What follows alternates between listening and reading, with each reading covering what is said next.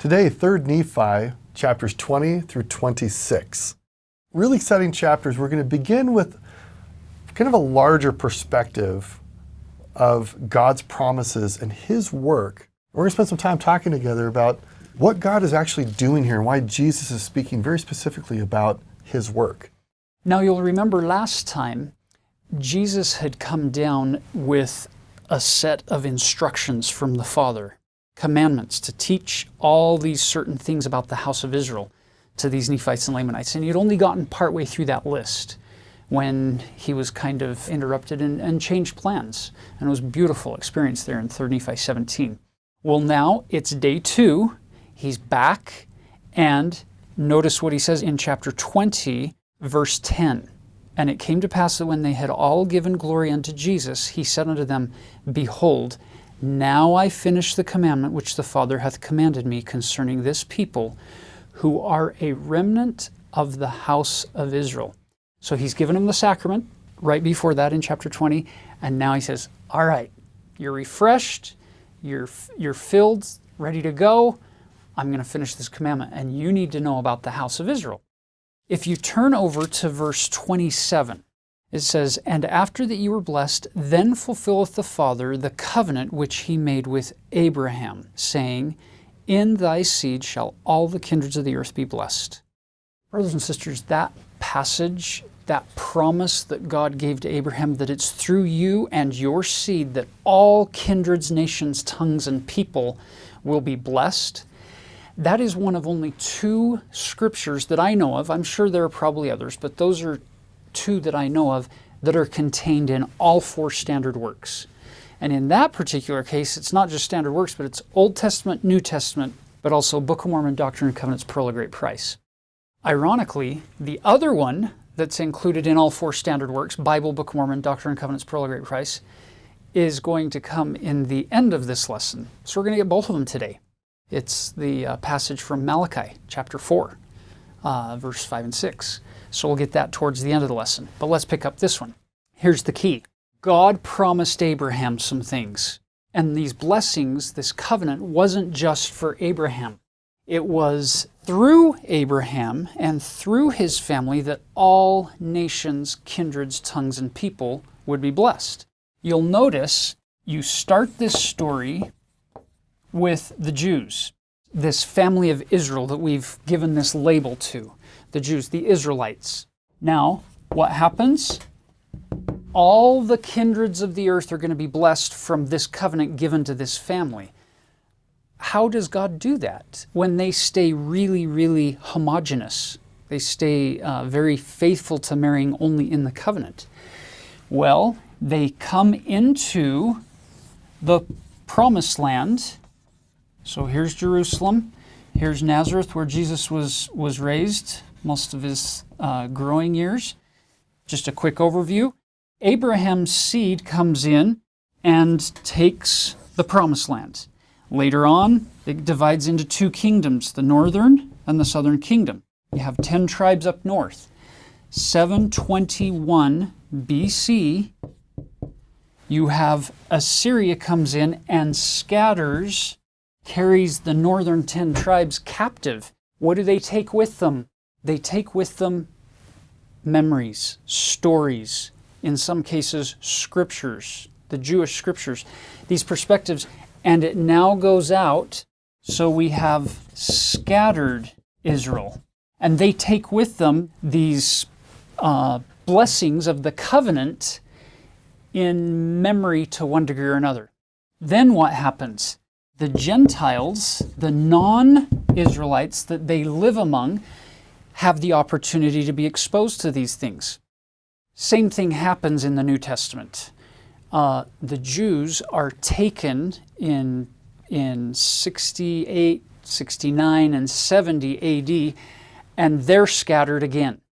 So 30 some odd years after Jesus' crucifixion and resurrection, we get another scattering, this time of the Jews who are living in Jerusalem, and they take with them their, what we would call not just the Jewish scriptures of the Old Testament, but the letters and the writings that now have become our New Testament. So Paul goes on this mission, predominantly among the Gentiles. What is he taking? A knowledge of God's covenants, a knowledge of Jesus Christ. And it's scattering this to the Gentile nations in Greece, Italy, and Spain, and other regions in Turkey and Asia and down south. As a reminder, covenant sometimes is a word that seems kind of a little bit over our heads. It really just means a promise. We all know about promises. We make promises to those that we love. Whenever you pay a bill, like with a credit card, you sign your name. You're making a promise to pay that money off. And what's interesting here in Genesis 12, 1-3, God comes to Abraham and gives him promises. God is the one who will fulfill the promises. God doesn't go to Abraham and say, Abraham, I want you to do these promises. God says, I will fulfill these promises. And this is the work that Jesus has been assigned to do, to teach people how God has and will fulfill these promises. This is why the Book of Mormon is such a crucial revelation for us to understand God's work. And if you want to understand what God is focusing on and what his plan of salvation is, his promises are summarized right here in Genesis 12, 1-3. So as we continue today, listen to how Jesus teaches what God will do to fulfill promises that he'd made centuries before that now have become available throughout the entire world and not just to the Jews and the Israelites. Which, by the way, if you stop and think about that, we want desperately to be a covenant-keeping people. We want to be more like God. We want to be more like the Savior, Jesus Christ. Well, they keep their promises. They don't tell you they'll do something and then, never mind, I'm not going to do that. They never break their promises, and yet we do. But as we want to be more like him, let's start there with focusing on the promises that we've made and strive like never before to keep them in this covenant relationship. Notice the flow here. So you have the Book of Mormon people who are a remnant of the house of Israel. They're scattered Israel. They've left the homeland. They've come over to the New World, to the Americas. Nephi on down, they see themselves as a part of scattered Israel. Now here's Jesus who comes to these other sheep, and he's teaching them about who they really are, who God really is, and what their role is. And then he, in chapter 20 and 21, he is giving them this overview lesson of the whole house of Israel, and it's beautiful. Pay close attention to these different groups of people as you go through chapter 20. Because what happened is Israel broke their promise. They broke their covenant with God, turned their back on him. So look at it this way, to summarize. You have this family that's given all of these blessings, privileges, that they're promised priesthood power, posterity, possessions, the land. They're promised all these amazing things. Then they break their side of all of those promises. They've turned their back on God, symbolically, so they're scattered. And now they find themselves among people who hear some of their stories, who hear the narrative flow of what God has done for that people in the past. And that group becomes interested and they turn to God. So when Paul goes out and teaches, you get the Gentiles who are God-fearers. They turn to God and they want to become converts to this Christian cause that's being preached. And it's beautiful because now you get the rise of the Gentiles as they come into this covenant as well, that came to them through this scattering effort. Which fulfills what God was saying, that in thy seed will all the peoples of the earth be blessed. And that was the promise here, that God actually made use of the unfaithfulness of his people to actually eventually help all people to know him. I just love how God does his work. Beautiful.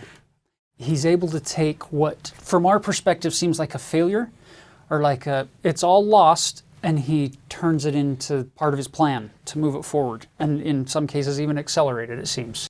We'll throw out one more brief thing. The largest concentration of the word covenant in the Book of Mormon shows up right here. 3 Nephi 20-21, throw in 22 as well. If you want to understand God's covenants, what we're talking about here, 3 Nephi 20 through 22, the largest concentration of the word covenant throughout the Book of Mormon. Now watch as you go through chapter 20 initially. Watch how the Gentiles rise up because they've turned to God. They trust in the God of Israel. And He's blessing them. It's this, the ultimate element of the covenant is where He says, I will be your God. And the nutshell definition is, you will be my people. Well, now you have His people saying, we don't want to be your people anymore. But the Gentiles saying, we'd like to be your people. And so He treats them like their God. And you get the rise of the Gentile nations. And then in chapter 20, you're going to notice that something happens with those Gentile nations. They become so prosperous that they don't want Him to be their God anymore. They want money or power or prestige or whatever to become their God.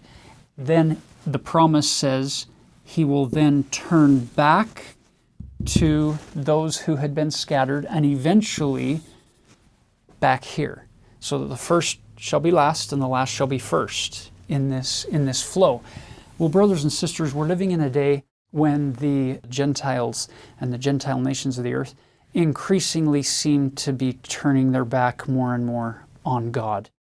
And so He's going to increasingly be turning more and more to scattered Israel and bringing them and remembering that covenant and bringing them in, and including to the Jews. Now, if you go to chapter 20, verse 29, He says, I will remember the covenant which I have made with my people, and I have covenanted with them that I would gather them together in mine own due time.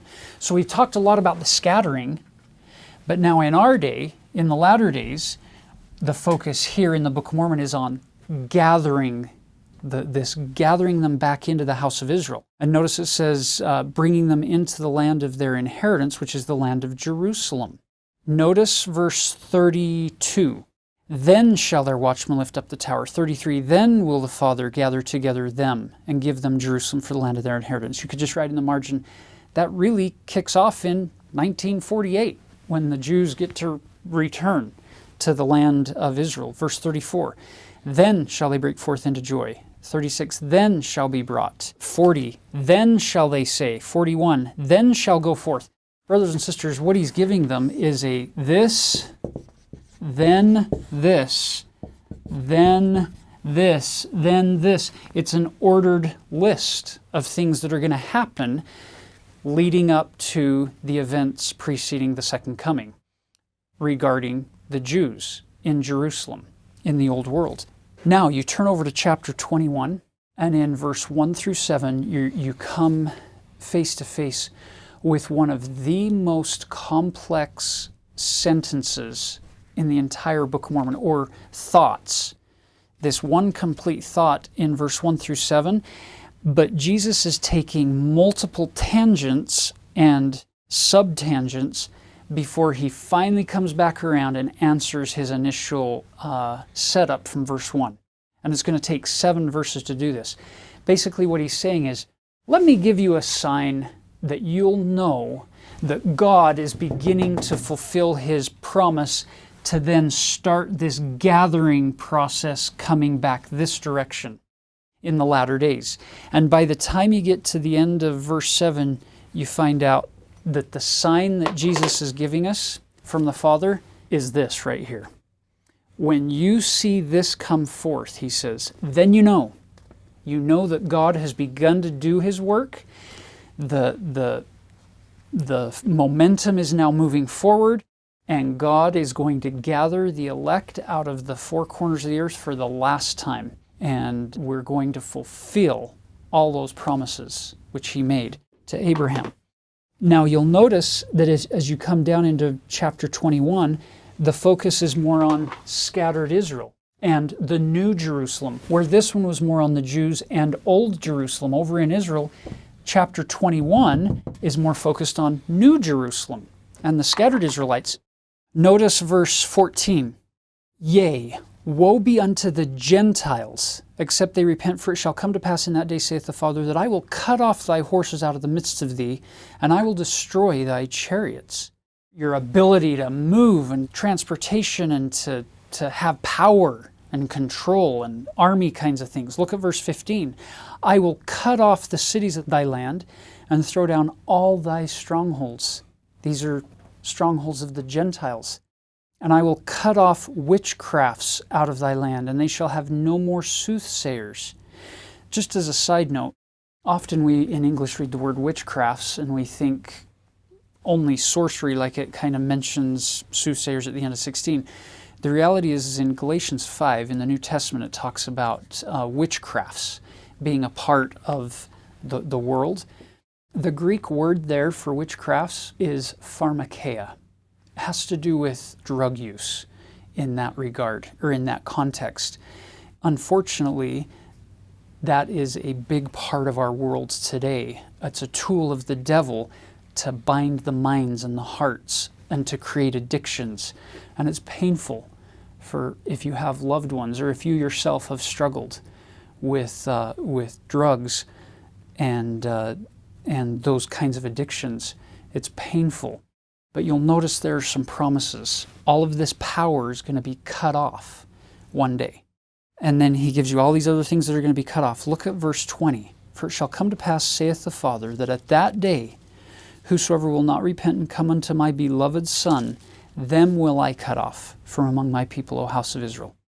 And then he jumps into a description of the New Jerusalem and the events leading up to the New Jerusalem in 23, verse 23. And in verse 24 he says, and then shall they assist my people, who are scattered upon the face of the land, in unto the New Jerusalem. 25, then shall the power of heaven come down among them, and I will be in the midst. And then shall the work of the Father commence in that day. Brothers and sisters, once again, he gives you a this, then this, then this list for the New Jerusalem. But he doesn't tell you how the two from 20 and 21 combine together. He leaves them separate. Old Jerusalem, here's your list. New Jerusalem, here's your list of things that need to happen. This, then this, then this. And it's a beautiful progression. What we want to also show here is the beautiful structure that Jesus provides for this speech. So in a previous video with Jack Welch, we talked about a literary pattern called chiasmus, where an idea begins and then it repeats itself back. We have something similar going on in the greatest concentration anywhere in the Book of Mormon of the word covenant. There also happens to be a chiasmus that we just went through. And the turning point, well, let me tell you the beginning points. It started off at 3 Nephi, verse 20, verse 10. It seems to end at 3 Nephi, chapter 21, verses 28 to 29. And the turning point where the whole focus is 3 Nephi 21, verse 4. Let me read that to you. For it is wisdom in the Father that they should be established in this land and be set up as a free people by the power of the Father, that these things might come forth unto them, unto a remnant of your seed, that the covenant of the Father may be fulfilled, which he hath covenanted with his people, O house of Israel. All this talking by Jesus is centered around the covenant of the Father, which goes right back to the promises made to Abraham in Genesis 12, and that God has been doing his work with the Jews, scattered Israel, the Gentiles, and back to scattered Israel and the Jews. So as you look at this again, you might say, what is Jesus and God, the Father, trying to communicate to me? It's that God will always remember his covenants. He will always remember the promises that he has made, and it is his obligation to make them real.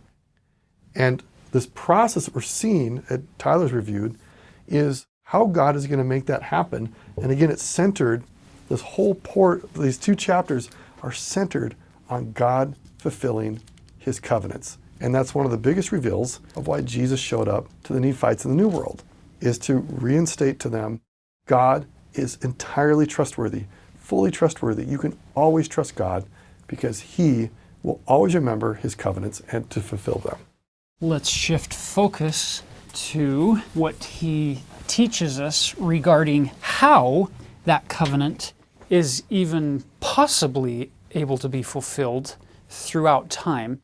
And it's all rooted and centered in Jesus Christ and his infinite and eternal sacrifice that we call his atonement. In Isaiah, there are a lot of passages in Isaiah that point us to Christ. In the Book of Mormon, the focal point on Christ's atonement could very possibly be summarized in chapter 53, which was used by Abinadi clear back in Mosiah chapter 14. It's interesting, this is called the suffering servant chapter, where Christ, the greatest of all, comes down and he takes upon himself all of our infirmities, and with his stripes we are healed, and that beautiful chapter showing us what Christ would do. Here's the irony. Here's Jesus himself, after he's completed his atonement, speaking to Nephites and Lamanites, and back in chapter 20, he gave us a couple of passages or a couple of verses from Isaiah 52. Let me just point one of these out. If you go back to chapter 20, verse 44, so it's in this segment, this little sequence that's being quoted from Isaiah 52. As many were astonished at thee, his visage, or his countenance, his appearance, was so marred more than any man, and his form more than the sons of men. It's interesting when you look at this passage in verse 44 where he's talking about his visage being so marred. The word marred in Hebrew, if you get to the underlying language in Hebrew, it's the same root word as he who is anointed. His visage is so anointed by God that he becomes so marred by man, just by switching out the vowels in the Hebrew. So here he is, this being who it's been prophesied would be so marred by man, performs this infinite atonement. Now he's teaching the Nephites and the Lamanites. And what does he do? He gives us chapter 54 in its entirety in 3 Nephi chapter 22. Notice the outcome of his atonement from 53. Notice how it starts. And then shall that which is written come to pass. Sing, O barren, thou that didst not bear. Break forth into singing and cry aloud, thou that didst not travail with child. For more are the children of the desolate than the children of the married wife, saith the Lord. Brothers and sisters, it's as if Jerusalem or Judah or the house of Israel is symbolized by this woman who is sitting there feeling barren and desolate because her children have been scattered. They've been taken away out of her land and out of her home. And she's sitting there quite sad. And God's saying, lift up your head, rejoice, sing. Why? Look at verse 2. Enlarge the place of thy tent, and let them stretch forth the curtains of thy habitations. Spare not. Lengthen thy cords, and strengthen thy stakes. Stretch it out. Make your house bigger than it's ever been before. And she's like, I'm barren. Notice, for thou shalt break forth on the right hand and on the left. Thy seed shall inherit the Gentiles and make the desolate cities to be inhabited. So in this process of gathering, you're going to get more people coming into your house than you ever imagined. Verse 7, for a small moment have I forsaken thee, but with great mercies will I gather thee. Remember what we were talking about before, how they turned their back on God, and so he scattered them, he kicked them out of the land, and they broke the covenant, and so he kept those contractual agreements by spreading them throughout the world. For a small moment were they forsaken, but with great mercies will I gather thee. Verse 8, in a little wrath I hid my face from thee for a moment, but with everlasting kindness will I have mercy on thee, saith the Lord thy Redeemer. Brothers and sisters, this is really powerful to me when I think in a House of Israel global context. I love it. It makes me excited. But in my heart, I really love verse 7 and 8 because of what it means for little old Tyler Griffin. Because every time we sin, it's a symbolic scattering. Every time we repent, it's a symbolic gathering. Every time I willingly use my agency to do things I know I shouldn't do, I end up with verse 7, a small moment of feeling forsaken. But any time, and sometimes even before I've repented, I experience these great mercies from the Lord. You get this everlasting kindness that comes from the Lord, our Redeemer. So we can read these verses from Isaiah 54 in the big context and get great strength from them. But honestly, for me, my greatest motivation from these chapters comes at the I level, the me here and now. I need to be gathered. I need the mercy and the grace of Jesus Christ. And I love how he continues this on, verse 10. For the mountains shall depart, and the hills be removed, but my kindness shall not depart from thee, neither shall the covenant of my peace be removed, saith the Lord that hath mercy on thee. O thou afflicted, tossed with tempest and not comforted. I would imagine that there are many who watch these videos who are in the midst of all kinds of terrible storms, whether they be physical, mental, emotional, spiritual, financial, relational, on and on and on the list goes. I love the fact that these Isaiah chapters that Jesus is quoting here bring us back to the reality of he is bigger and more powerful than all of those problems combined times a million. He is capable. And notice he says, I will lay thy stones with fair colors and lay the foundations with sapphires. Once again, he doesn't give us any promises on timing here, which means you may have to endure much longer than you think you should through a dark trial or a difficult addiction or struggle. But his promise is sure that it won't last forever if you'll turn to him and say, I want you to be my God, and I want to be thy people. Then there's the promise that you can move forward. These are such beautiful verses. I love the scriptures. I love the gospel. And look at this other verse, verse 9. For this, the waters of Noah unto me, for I have sworn that the waters of Noah should no more go over the earth. So have I sworn that I would not be wroth or angry with thee. I think about that, I'm like, wait a second. Every time I see a rainbow, God has now just reinterpreted for us what the rainbow means. Originally it was, hey, I'm not going to destroy the earth. He's now telling us every time you see a rainbow, that is my direct promise to you. I will not be angry with you. You have my covenant of peace. And with tender mercies and loving kindness, I will internally gather you in. That's just incredible. Sure, as Tyler mentioned, every now and then we all make mistakes. But the promise from God is sure that we will have his loving kindness and he will not be angry. And all we need to do is just turn to him. For me, very significant connecting point with these teachings is in verse 13. Because it's not enough for me to have these promises. The real blessing of the Abrahamic covenant is not just for yourself, but it's for your posterity. And we're going to see that again when we get to chapter 25. Look at verse 13. And all thy children shall be taught of the Lord, and great shall be the peace of thy children. I think it's safe to say that the only thing I like more than my own peace and happiness and progress on the covenant path is to see and recognize the progress and the development and the growth of my children along that covenant path. And that promises here, verse 14, in righteousness shalt thou be established. Thou shalt be far from oppression, for thou shalt not fear, and from terror, for shall not come near thee.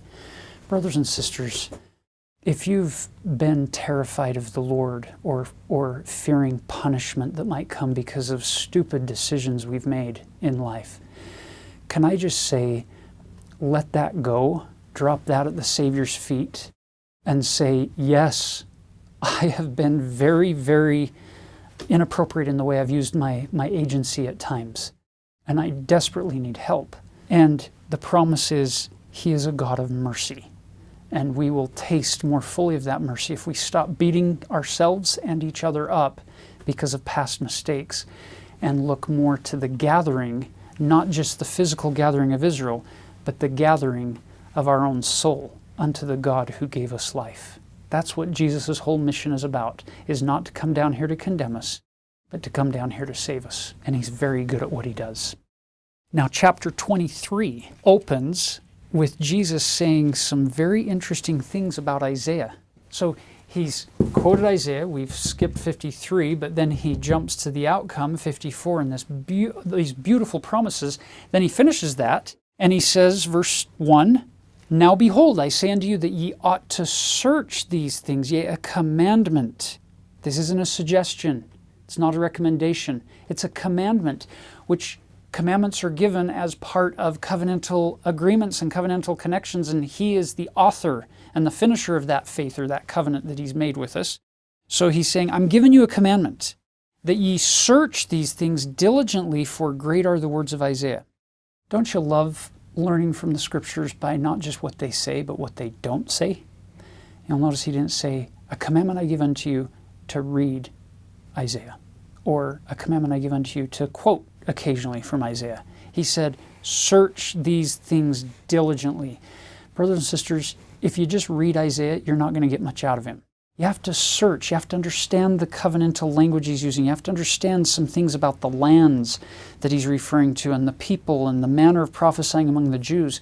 And once those things become more and more native to our language, so to speak, the more we recognize that Isaiah truly was a prophet and seer of our Lord, that his words are so great that Jesus gave us a specific commandment to search them diligently, because Jesus is using the words of Isaiah, like he did the Book of Mormon, as a fulfillment prophecy to say, when you see all of the words of Isaiah begin to be fulfilled in the latter days, then you'll know God is accelerating the work. Basically, he's performing his covenantal obligations, his duties in that covenant for the last time in the latter days.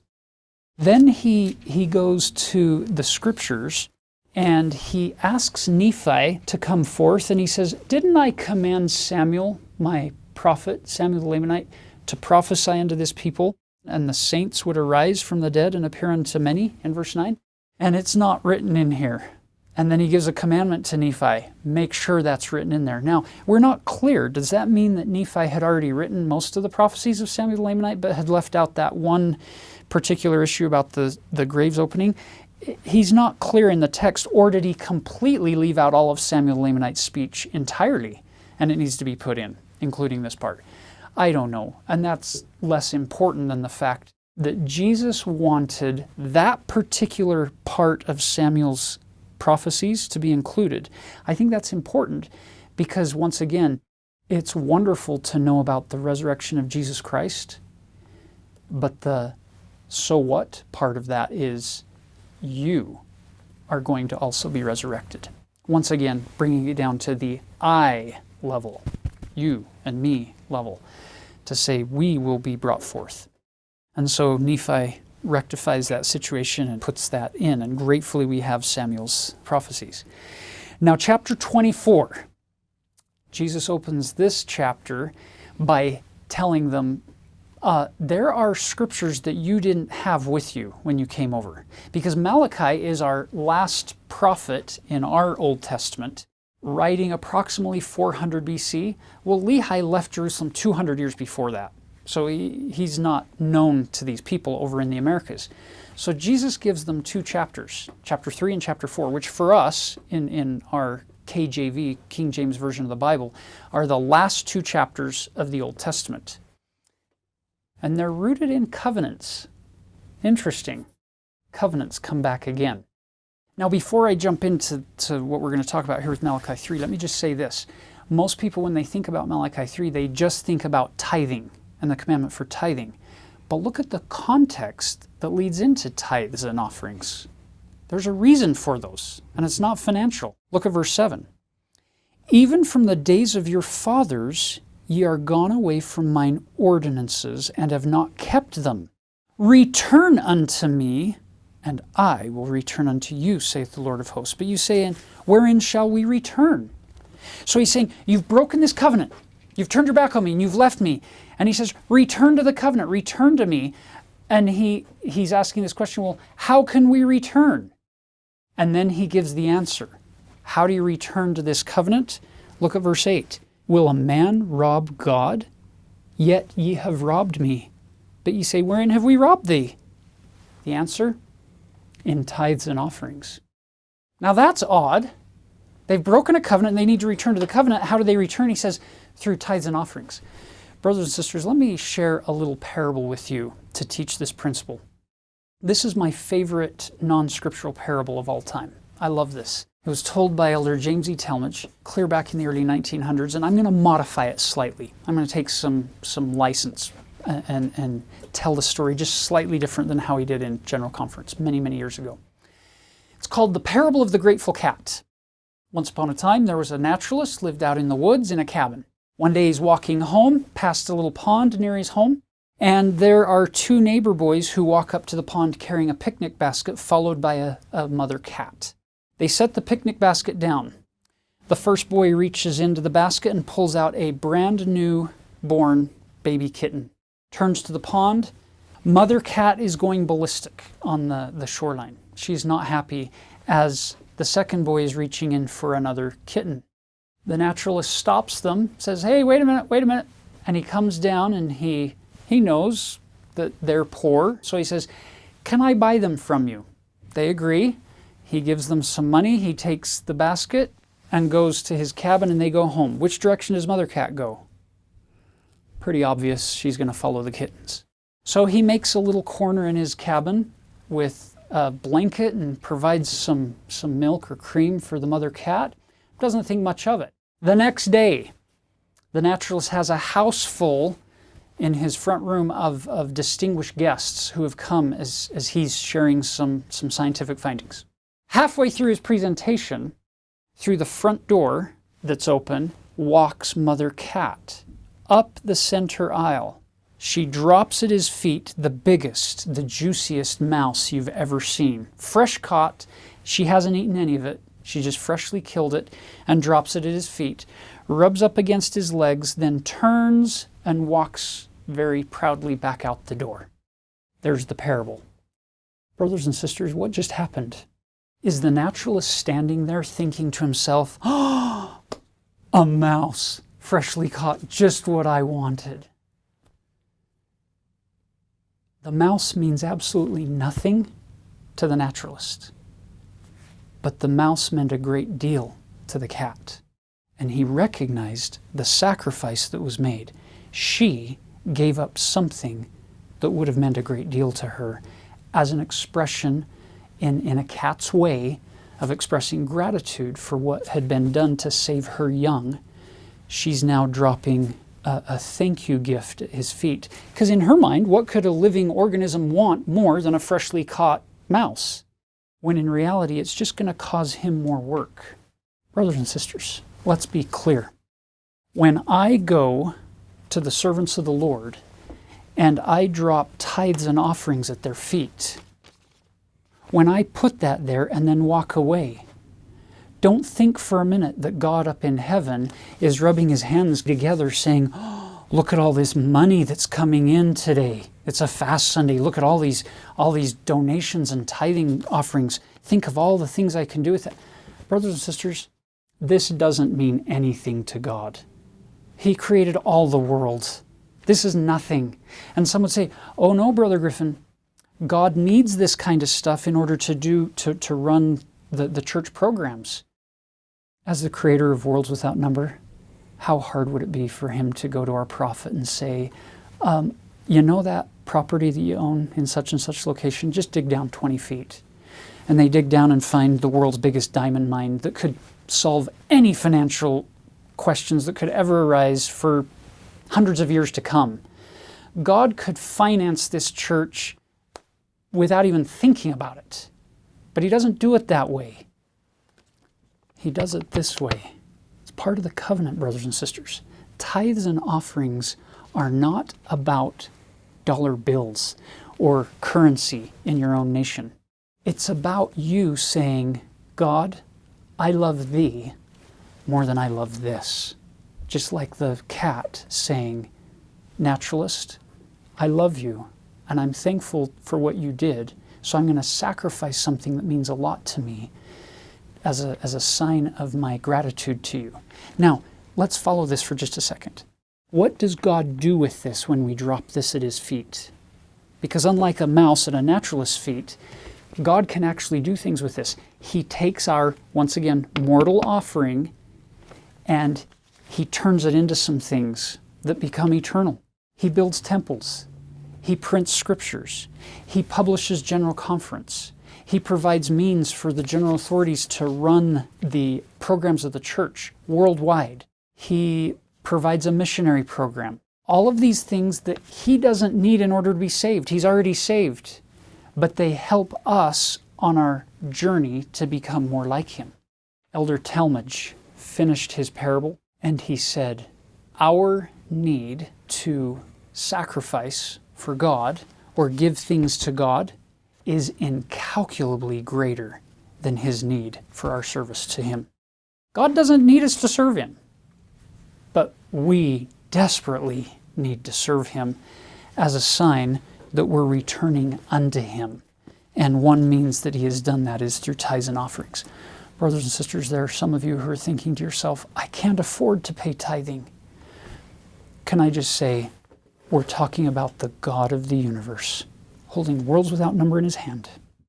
It's a serious test of faith, a leap into the darkness for some of you. But if you make it, his promises are sure that he, the God of the universe, combined with your faith and your diligence, turning to him in that act of faith, is going to be able to do more with 9/10 of your income than you, without his help, are going to be able to do with all of your income reserved for yourself. And how that works, I don't know. But I have proven this over and over and over again.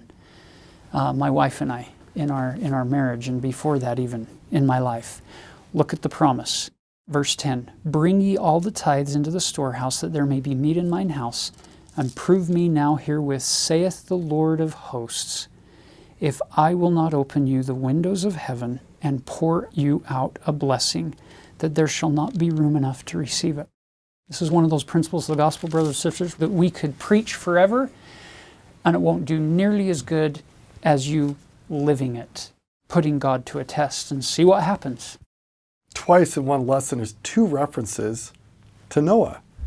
This phrase, the windows of heaven, it doesn't show up a lot in scriptures, but when it does, the first time in the Book of Mormon, in the Old Testament, is when God opened the windows of heaven and flooded the earth.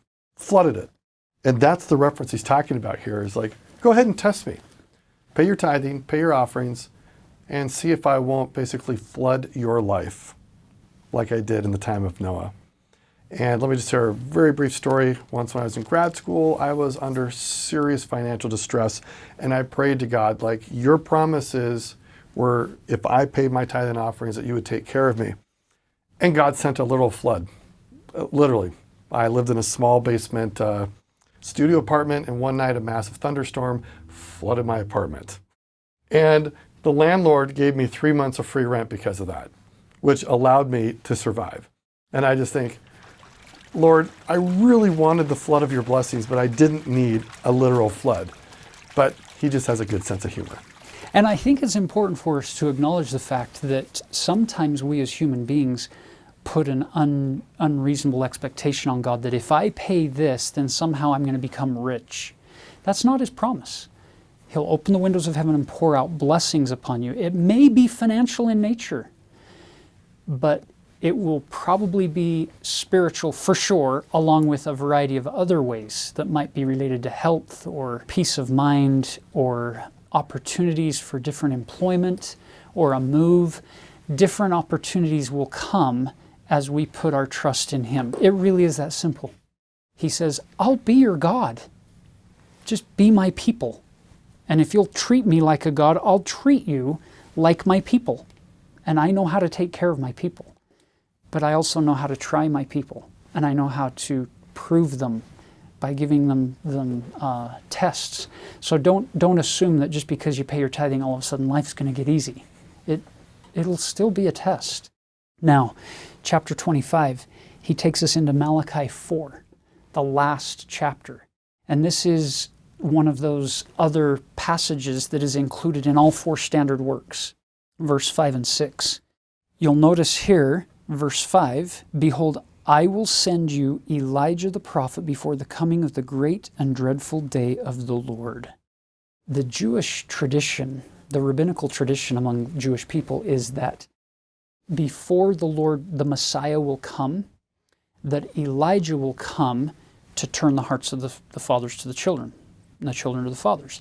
That's why every Passover Seder service that they have, they leave a plate at the table that's set with food and a chair that's empty, ready for Elijah, and at a certain point they send people to the door to open the door to see if Elijah's there, because they believe that Elijah will come on Passover. That's rabbinical tradition among them. It's been that way for millennia. Here's the interesting thing. On April 3rd, 1836, in the Kirtland Temple, Elijah did come, and he did bring keys and give them to Joseph Smith and Sidney Rigdon. At the dedication of the Kirtland Temple, you had all of these heavenly ministrations and these keys being passed. Guess what the calendar would have shown you on April 3rd, 1836, if you flipped and looked at a Gregorian calendar? Guess what event was also taking place on April 3rd that year? Yep, it was the first full moon after the spring equinox that year, which is Passover. Elijah did come on Passover, and he did bring keys. What are the keys? Look at verse 6. "He shall turn the heart of the fathers to the children, and the heart of the children to their fathers, lest I come and smite the earth with a curse." Brothers and sisters, if you look carefully at this, he says, I'm going to turn the hearts of the fathers to the children, and the hearts of the children to the fathers. Here's the question. Where are you in verse 6? Our knee-jerk response, the younger we are when we read this, is to see ourselves here. And it's all about genealogy. It's all about family history work. It's all about looking to the past, to our fathers, and doing temple work for them and providing means whereby they can find salvation through the atonement of Christ. The older you get, the more you realize, oh, wait, this goes both directions. He's also turning the hearts of the fathers to their posterity, to their children. Throwing this out here. Sometimes we get so excited about family history work that if we're not careful, we can overlook family present work. Those living children of God who are with us right here, right now. Sometimes we can overlook them because we're so excited about what happened before. And I would just throw out here that one of the amazing things about the gospel of Jesus Christ is its ability to give us this eternal perspective that also included in these keys, binding of the generations, is this notion of family future work, so to speak. So here you are as an individual,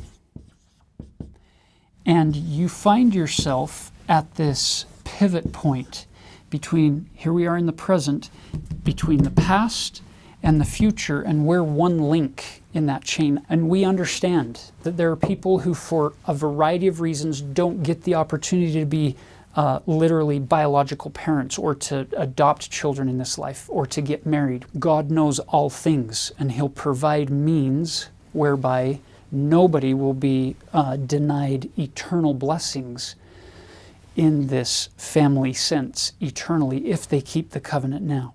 For some of you out there watching, that's part of your test of mortality, is how to move forward without this kind of a scenario. Now let's go back to this example. A husband and a wife, there are family history obligations, there are family present obligations, but there are also family future blessings and promises that are given. And I love the fact that we learn in the New Testament that Jesus did all these things for our sake. Well, brothers and sisters, if I stop living my life just for me, but I start turning in all directions, I turn to my family history and I try to learn their stories and learn from them, as I try to engage more fully with the family that I have right now around me, and as I think through, wait a minute, things that I do today could actually have an effect on my posterity down the road. There's power in that. The spirit of Elijah doesn't just permeate family history work, which it does. And some of you have experienced that, where it gets a hold of you and it won't let go. And it's beautiful and it's wonderful.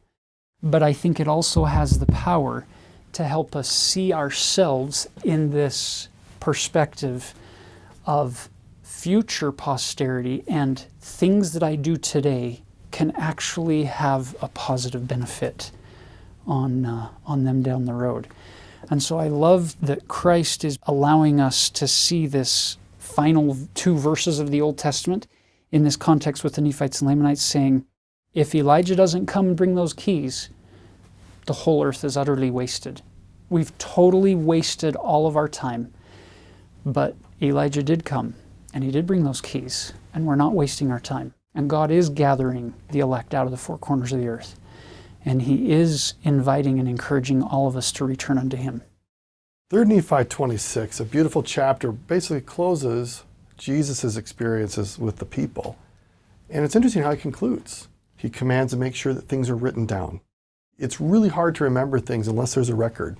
It is possible. Our memories can remember things. But it's easier when things are recorded.